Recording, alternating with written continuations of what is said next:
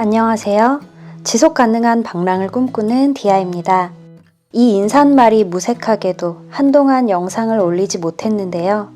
그동안 생업에 집중하느라 여행을 떠날 시간도 영상을 만들 짬도 내지 못했어요.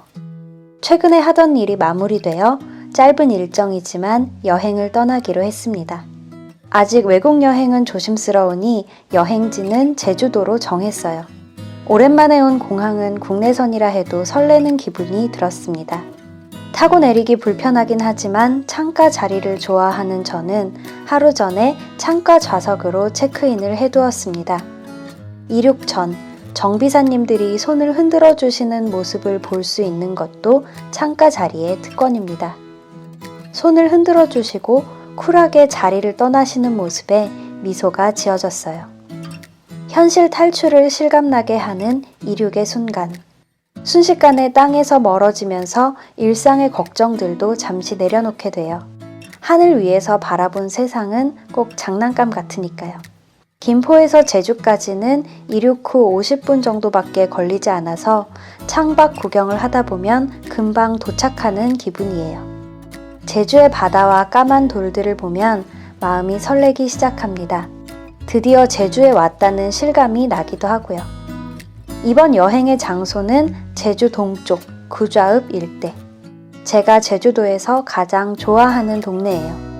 여기저기 돌아다닐 계획이 아니라서 차도 렌트하지 않았어요.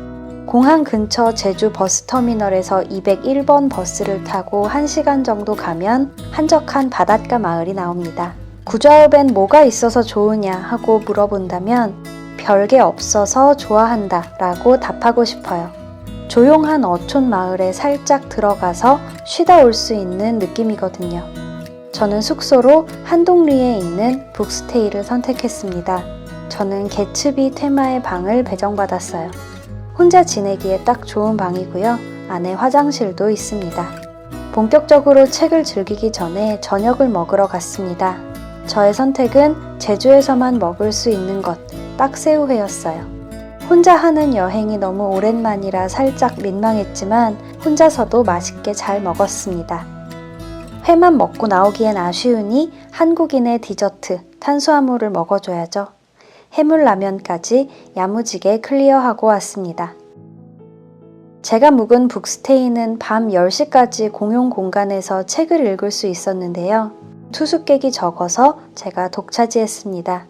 평소에는 여유가 없어서 짧게 썼던 일기도 여유롭게 쓰고 자료조사로 읽는 책이 아니라 재미로 읽는 독서도 즐겼습니다. 책은 어디서든 읽을 수 있는 것 아닌가 생각하실 수도 있는데요. 사실 책이야말로 작정하고 읽어야 하는 시대가 된 것 같아요. 저도 집에서는 여유가 생기면 책보단 핸드폰에 더 먼저 손이 가거든요. 10시 이후에는 방으로 돌아와서 맥주 한 잔을 즐겼습니다. 여유롭게 술 마시면서 책 읽는 시간이 너무나 소중하게 느껴졌어요. 저는 책을 읽다가 언제 잠들었는지도 모르게 스르르 잠이 들었습니다.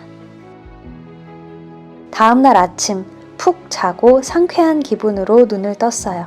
숙소에서는 간단한 아침을 제공해 줍니다. 2박 3일의 짧은 여행에서 온전히 쓸 수 있는 단 하루의 시작. 저는 평대리로 산책을 나섰습니다. 북스테이 바로 앞에는 이렇게 예쁜 오솔길이 나 있었는데요. 이웃집 토토로에 나오는 토토로의 숲으로 가는 길 같아서 사츠키와 메이가 된 기분을 느낄 수 있었어요. 사실 이번 여행은 푹 쉬려고 온 거라서 촬영은 대충 해야지 싶었는데 막상 카메라를 잡으니 그게 참 마음대로 안 되더라고요. 이 길에서만 거의 30분 동안 앵글을 바꿔가며 열심히 촬영했습니다. 평대리 가는 길에 만난 해변가를 보고선 생각했죠. 아, 이건 썸네일 각이다. 유튜브 영상을 편집하다 보면 썸네일 고르기가 어려울 때가 많은데요. 마음에 드는 썸네일이 나오길 바라며 열심히 뛰어다녔습니다. 그 결과 이런 영상을 건질 수 있었죠. 평대리에서 가장 먼저 가고 싶었던 곳은 카페 요요무문입니다. 외관은 조금 허름하지만 내부는 저의 취향 저격이거든요. 이번 여행은 새로운 곳을 도전하기보다는 예전에 방문해서 좋았던 곳에 다시 가기로 했어요. 오랜만에 방문한 이곳에서 저의 20대를 추억하기도 하고 구좌읍의 명물인 당근을 갈아 만든 주스도 마시고 일기도 쓰고 미뤄두었던 책도 읽으며 오전을 보냈습니다. 점심은 근처의 카레 맛집 톰톰카레에서 먹었어요. 이곳 역시 저에게는 추억의 장소인데요. 10년쯤 전에는 월정리의 카페 한켠에 있었던 곳이었는데 어느새 평대리로 자리를 옮기고 규모도 커졌습니다. 이것저것 다 먹고 싶지만 혼자 간 여행이기 때문에 톰톰카레의 대표 메뉴 반반 카레를 주문했어요. 두 가지 맛을 조금씩 번갈아 먹을 수 있어서 좋습니다. 남김없이 싹 비웠어요. 맛있게 먹었으니 산책을 하고 싶어서 비자림에 갔습니다. 많은 사람들이 제주 하면 바다를 먼저 떠올리지만 저는 제주의 숲이 참 좋아요. 그 중에서도 비자림은 저에게 익숙함과 편안함을 주는 공간입니다. 아직 초봄이라서 조금 삭막할 줄 알았는데 숲은 부지런하게 봄을 준비하고 있더라고요. 오랜만에 열심히 촬영을 하고 여행을 즐기다 보니 이런 생각이 들었습니다. 내 유튜브 채널 어떻게 하면 좋지? 유튜브 채널을 운영하는 일은 참 즐겁지만 영상 한 편을 만드는 데에는 생각보다 시간과 노력이 많이 들어요. 한때는 전업 유튜버를 꿈꾸기도 했지만 쉽지 않음을 깨달았고요. 하도 오랫동안 여행을 하지 못하다 보니 채널 정체성에도 혼란이 오고 그래서 더 영상을 자주 올리지 못했던 것 같아요. 오후 시간은 다시 카페에서 보내기로 했어요. 제가 간 곳은 달책방이라는 공간인데요. 카페와 독립서점이 같이 있는 곳입니다. 여기는 이번에 처음 가봤는데 공간이 참 예쁘더라고요. 저는 멀리 바다가 보이는 통창 앞에 자리를 잡았어요. 여행을 하며 느낀 점들을 그때그때 기록할 수 있는 여유가 좋았습니다. 이때 유튜브 채널에 대한 고민을 적었어요. 그래서 여러분, 제 채널은 정말로 어떻게 하면 좋을까요? 이렇게 가끔이라도 여행 영상을 계속 올리는 게 좋을지, 아니면 제가 보고 읽은 작품 리뷰 영상을 다시 만들어 보는 게 좋을지. 여러분은 어떠신가요? 저도 잘 모르겠는 제 채널의 장점, 댓글로 알려주시면 감사하겠습니다. 고민해도 쉽게 답이 나오지 않는 문제들을 마음에 안고 저는 다시 숙소가 있는 한동리로 향했습니다. 언제 다시 올 수 있을지 모르니까 바닷가에 한 번 더 갔어요. 작은 개가 움직이는 모습도 구경하고 멀리서 돌아가는 풍력 발전기 모습도 한참 바라보았습니다. 그리고 길에서 만난 이 친구. 낯선 사람에게 선뜻 다가와 애교를 부리는 모습에 마음이 찡했어요. 앞으로도 지금처럼 사람에 대해 좋은 기억들만 쌓아가길 기원했습니다. 사람 좋아하는 강아지들도 만났는데요. 엄마랑 똑 닮은 아가들이 너무 귀여웠어요.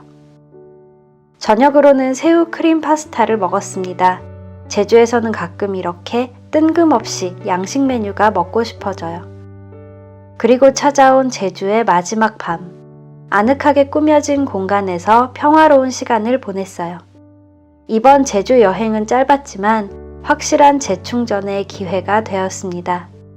오랜만에 온전히 혼자만의 시간을 보내면서 하루하루 살아가느라 놓치고 있었던 질문들을 스스로에게 던져보고 찬찬히 생각해 볼 수 있는 여유를 가졌어요. 삶은 불확실의 연속이라고들 하는데요. 프리랜서의 삶은 더더욱 그렇습니다. 계속해서 새로운 프로젝트를 찾아야 하기 때문에 당장 다음 달에 무엇을 하고 있을지도 확실치 않은데요. 그 속에서 균형을 잘 잡고 저의 길을 걸어가자고 다짐해 보았습니다. 제주에서의 마지막 날 아침, 저는 다시 공항 근처로 향했습니다. 낮 비행기라서 비행시간 전까지 시간을 보낼 곳이 필요했거든요. 제주에서의 마지막 행선지는 고요산책이었어요.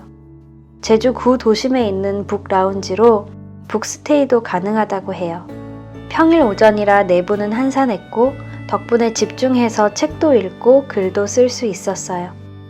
이렇게 짧은 저의 제주 여행은 끝이 났습니다.